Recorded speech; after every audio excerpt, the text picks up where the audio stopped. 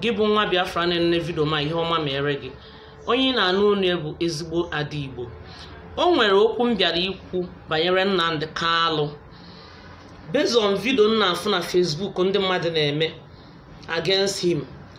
So nwee larụsịa ụla abalị saa wee chesie wee sị na mmemme vidio maka na ndị Igbo be anyị si na-atụọla ọmalụ atụkwala n'ofe ka ofe nye isi n'ọfịa. Biko Igbo bụ Igbo, unu mana obodo gbuo ihe ha jide ebube ịma na nke obodo ahụ agago.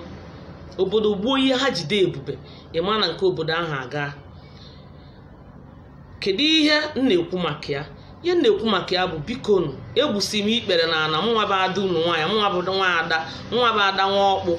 Egbusa m ikpere wee na-ayọ unu ezigbo ayịyọ.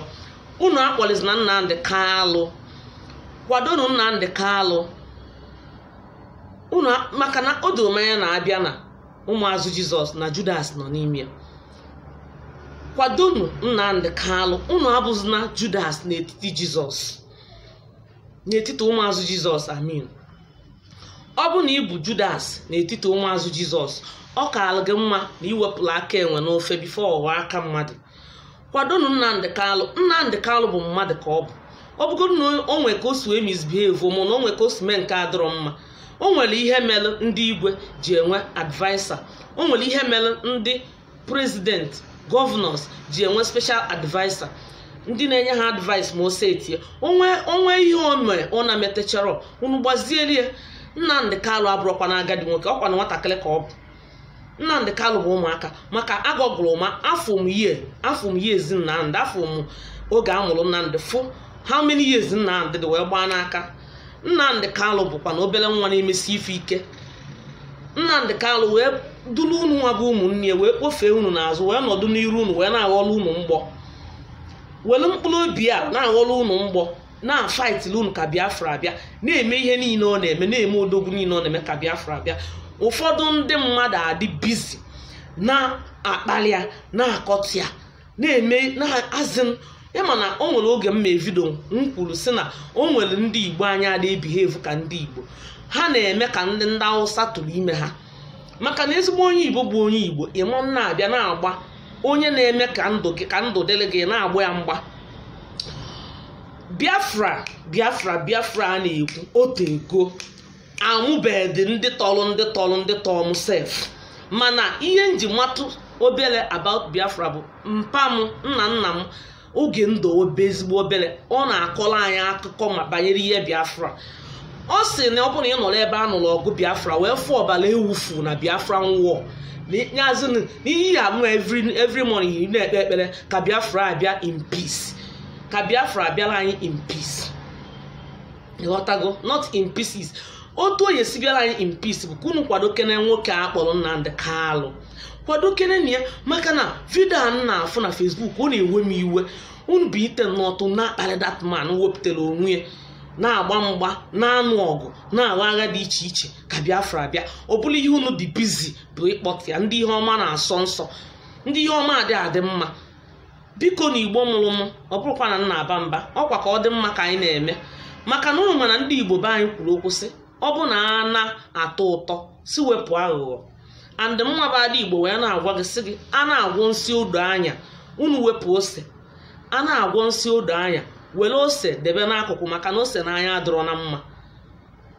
Kwado unu ihe unu ya emedebere Nnamdi bụ ịkwadie, ịgbakọta aka ọnụ kwado ya ka o wee nwee obi ike wee na-eme ihe ọ na-eme. Maka na ihe ọ na-eme adịrọkwa n'izu, ọ na-emekwa odogwu. Ọkwa na odogwu ka ọ bụ. Nnụnụ isi akara aka dị ejekwa na ọgụ ọtụrụ kpọkpọ. Ọkwa na odogwu ka that man bụ. Unu akwatuzini ya, kwadobe na ya kwadobe, unu akwatuzini ya akwatu. Kwado na ya kwado ka ọ dị strong, ka o nwee obi ike wee na-aje ya bụ agha. Maka na agha anwa abụrụkwa na agha ọkụ agba ngada anya. Ọ bụrụ ọgụ nwata na-agbalụ nne ya, ọ bụrụ ọgụ nne na-agbalụ nwa. Amin. Biko ndị Igbo, ezigbo ụmụ Biafra ndị Chukwu ya emere ihe ọma. Ọkwa ihe nsị ka ntụpụrụ unu n'ụtụtụ a maka na ihe mba vidio anụnwa m fụ uwe m ezigbo iwe.